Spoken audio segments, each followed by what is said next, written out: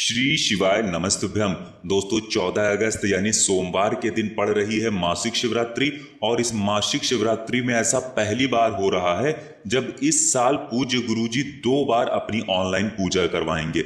आप सभी जानते हैं कि सावन के महीने में पूज्य गुरुजी जो ऑनलाइन पूजा करवाते हैं उसमें स्वयं गुरुजी ये कहते हैं कि अगर आपकी कोई ऐसी विशेष मनोकामना है जो आप अपने मन में संकल्प करके इस पूजा को करते हैं, चाहे आपकी मनोकामना आपकी नौकरी से संबंधित हो या फिर आपके व्यापार से संबंधित हो या फिर आपके घर में धन धान्य से संबंधित हो या फिर आपके बच्चों से संबंधित हो या किसी भी प्रकार की मनोकामना हो, उसको अगर आप संकल्प करके ये पूजन करते हैं तो हम यकीन दिलाते हैं कि आपकी वो मनोकामना बहुत ही जल्द महादेव की कृपा से परिपूर्ण होती है। और इसी पूजा में जो जो सामग्री इस्तेमाल होने वाली है उस पूरी सामग्री की जानकारी आज आपको इस वीडियो में मिलने वाली है। ऐसा पहली बार मौका मिल रहा है जब आपको इस सावन और अधिक मास में पड़ने वाली ये विशेष तिथि मिल रही है और वो भी सोमवार के दिन। इसलिए आपको पूज्य गुरुजी द्वारा कराई जाने वाली ये ऑनलाइन पूजा किसी भी हालत में छोड़नी नहीं है।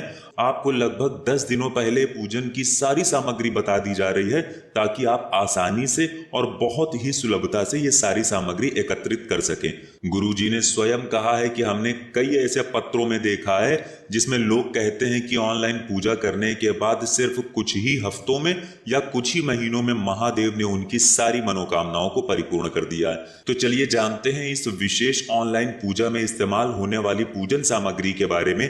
लेकिन उससे पहले एक प्रार्थना, अगर आप चैनल पर पहली बार आए हैं तो कृपया चैनल को सब्सक्राइब अवश्य कर लें। देखिए, इसमें जितनी भी सामग्री इस्तेमाल होगी वो हम आपको वीडियो में सामने स्क्रीन पर दिखाते रहेंगे, जिससे आपको कोई भी सामग्री पहचानने में कठिनता ना हो। देखिए, सबसे पहले आपको लेना है बेलपत्र। आप सभी जानते हैं कि महादेव को बेलपत्र बहुत ही ज्यादा प्रिय होती है, इसलिए आपको गिनकर 21 बेलपत्र ले लेनी है और साथ ही साथ 2, 4 या 5 बेलपत्र अलग से रख लेनी है, क्योंकि इससे पहले जो अभी 15 दिन या महीने भर पहले गुरुजी ने पूजन कराया है उसमें गुरुजी बीच बीच में 1 या 2 बेलपत्र और भी कई कई स्थानों में समर्पित करने के लिए कह रहे थे।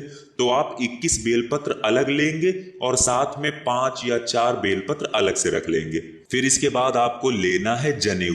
देखिए, प्रत्येक पूजा के लिए एक बहुत ही विशेष सामग्री की जरूरत होती है जो होती है जनेऊ, इसलिए आपको 2 जनेऊ ले लेने हैं। फिर इसके बाद आपको लेने हैं पान के पत्ते। पान के आपको 5 पत्ते लेने हैं, लेकिन आप ध्यान रखेंगे कि जो भी आप पान लेंगे वो पूजा वाले पान होने चाहिए। आप जानते हैं कि पान खाने में भी इस्तेमाल किया जाता है और पान पूजा की सामग्री के रूप में भी इस्तेमाल किया जाता है। तो आप पूजा में जो पान इस्तेमाल होता है वही पान लेंगे। आप किसी भी दुकान में जाएंगे और उनसे बोलेंगे कि आपको पूजन सामग्री के लिए 5 पान के पत्ते चाहिए, तो वो आपको 5 पान के पत्ते पूजन सामग्री वाले दे देंगे। फिर इसी के साथ आपको ले लेने हैं सुपारी। देखिए, सुपारी आपको 5 लेनी है। 5 पान के पत्ते भी लेने हैं आपको और 5 सुपारी भी आपको लेनी है, लेकिन सुपारी लेते समय भी आप उनसे बोल देंगे कि आपको पूजा वाली ही सुपारी चाहिए। फिर इसके बाद आपको लेना है घी का दीपक। आप सिर्फ और सिर्फ शुद्ध देसी गाय के घी का ही दीपक लेंगे। दीपक आप चाहें तो मिट्टी का भी ले सकते हैं या फिर अपने घर पर आटा मारकर उसका भी दीपक प्रज्वलित कर सकते हैं, लेकिन इस दीपक में आप जो घी का इस्तेमाल करेंगे वो घी आपका शुद्ध देसी गाय का ही होना चाहिए और इसमें आप गोल रुई की बत्ती का भी प्रयोग कर सकते हैं। फिर इसी के साथ आपको लेना है धूप बत्ती। धूप बत्ती आप सभी जानते हैं कि 5 रुपए या 10 रुपए की पैकेट आपको आसानी से मिल जाएगी, तो आप 1 पैकेट धूप बत्ती का ले लीजिएगा। फिर इसके बाद आपको लेना है एक पानी वाला नारियल। पानी वाला नारियल जो हम लोग अक्सर नवरात्र में माता रानी को समर्पित करते हैं वो पानी वाला नारियल होता है और इसी नारियल का हम लोगों को उपयोग करना है। आपको सूखा वाला नारियल बिल्कुल भी नहीं लेना है। बहुत से ऐसे लोग होते हैं जो कंफ्यूज हो जाते हैं, तो आपको पानी वाला नारियल ही लेना है। पानी वाला यानी जटा वाला, जिसको आप लोग फोड़ते हैं तो अंदर से पानी निकलता है। सामने स्क्रीन पर आपको दिखाया जा रहा है, एक ऐसा आपको नारियल ले लेना है। फिर इसके बाद आपको लेने हैं कपूर के थोड़े टुकड़े। देखिए, जब आप आरती करेंगे सबसे आखिर में तो आपको थोड़े से कपूर के टुकड़ों की जरूरत पड़ेगी, इसलिए आप कपूर के थोड़े से टुकड़े ले लेंगे। फिर इसके बाद आपको लेना है चंदन।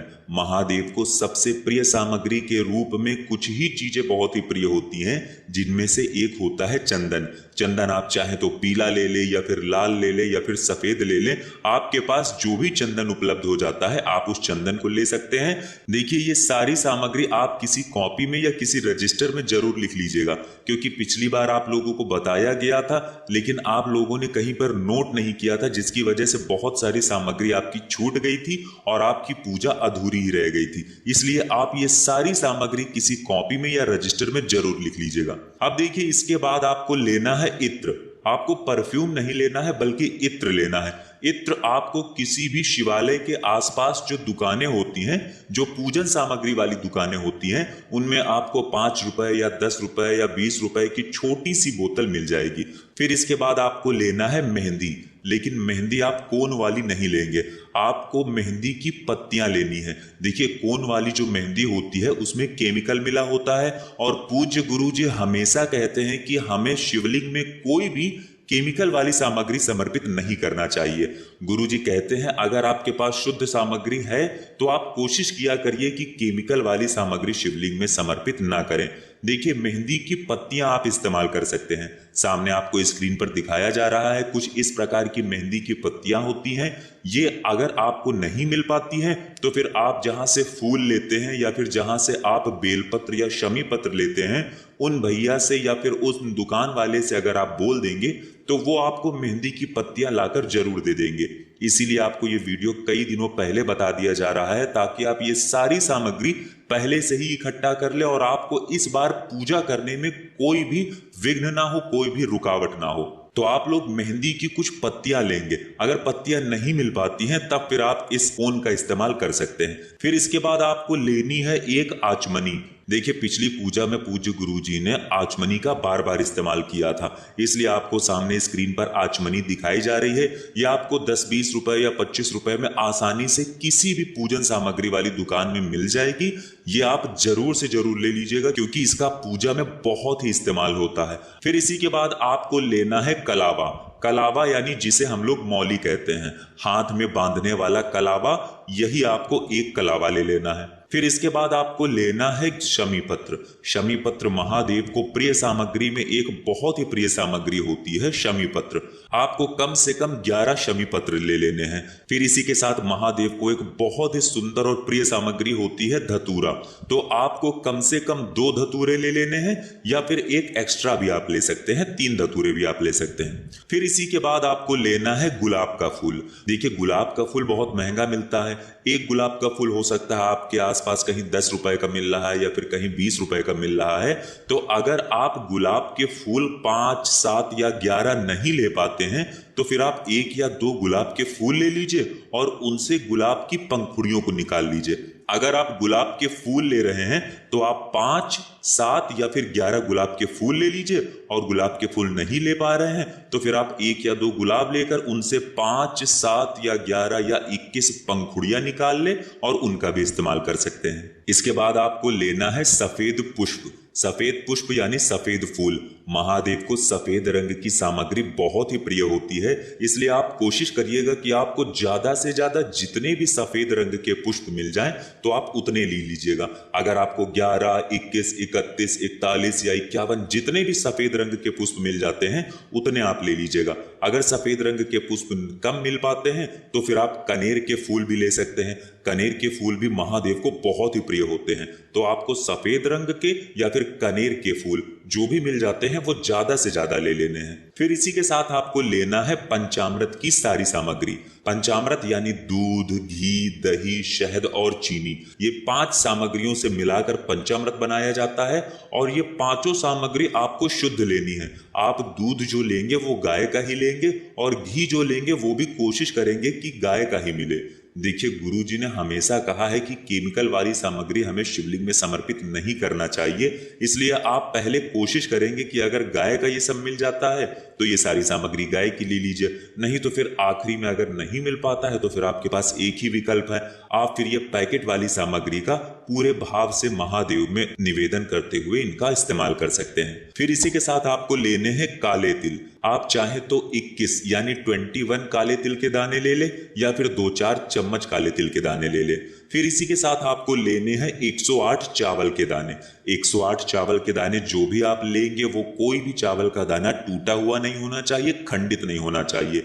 और इन चावल के दानों के साथ कुछ चावल के दाने आप और भी ले लीजिएगा, क्योंकि बार बार गुरुजी हमेशा जब आचमनी से आचमन करवाते हैं तो उसके बाद कुछ अक्षत और कुछ पुष्प अपने हाथ में रखने के लिए जरूर कहते हैं, इसलिए आप थोड़े से एक्स्ट्रा चावल और रख लीजिएगा। फिर इसी के बाद आपको लेना है काली मिर्च के दाने। आपको 21 काली मिर्च के दाने ले लेने हैं। अब इसके बाद आपको लेना है कमलगट्टे। कमलगट्टे महादेव को बहुत प्रिय है, इससे महादेव हमारे जीवन में धन धान्य की वृद्धि करते हैं, इसलिए आपको 5 कमलगट्टे ले लेने हैं। कमलगट्टे के बाद आपको लेना है गेहूं के दाने।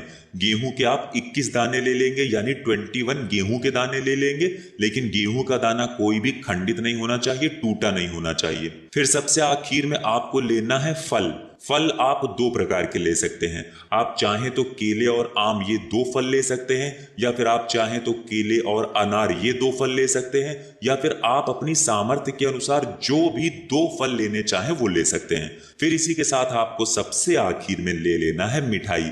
एक कोई भी मिठाई महादेव को जो प्रिय हो। देखिए वैसे तो महादेव को सफेद रंग की सामग्री बहुत ही प्रिय होती है, तो अगर आप सफेद रंग की कोई भी मिठाई लेते हैं तो वो महादेव को बहुत ही प्रिय लगती है। इसलिए आपकी जो भी सामर्थ्य हो, आपके जो भी भाव बने, उस हिसाब से आप सिर्फ एक प्रकार की कोई भी मिठाई ले सकते हैं। तो दोस्तों ये थी पूज्य गुरु जी द्वारा कराई जाने वाली ऑनलाइन पूजा की पूजन सामग्री। इन सारी सामग्रियों को आप किसी भी रजिस्टर में नोट कर सकते हैं और इनको पहले से ही खरीद कर रख सकते हैं, ताकि इस बार आप अपनी ऑनलाइन पूजा में किसी भी प्रकार की दिक्कत का सामना ना करें। अगर आपको जानकारी अच्छी लगी हो तो वीडियो लाइक करिएगा। मिलते हैं फिर एक नए वीडियो के साथ। श्री शिवाय नमस्तुभ्यम।